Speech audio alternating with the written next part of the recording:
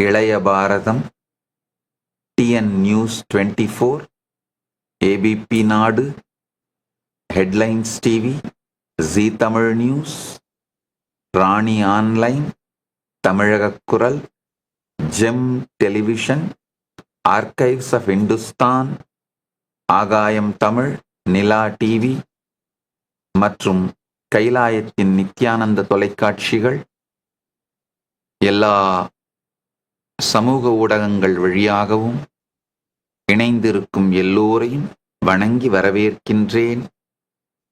இப்பொழுது நேரலை செய்து கொண்டிருக்கின்ற எல்லா தொலைக்காட்சி உரிமையாளர்களையும் நன்றியோடு வணங்குகின்றேன். இப்பொழுது நேரலை செய்து கொண்டிருக்கும் தொலைக்காட்சிகளுக்கு, அதன் உரிமையாளர்களுக்கு நன்றி.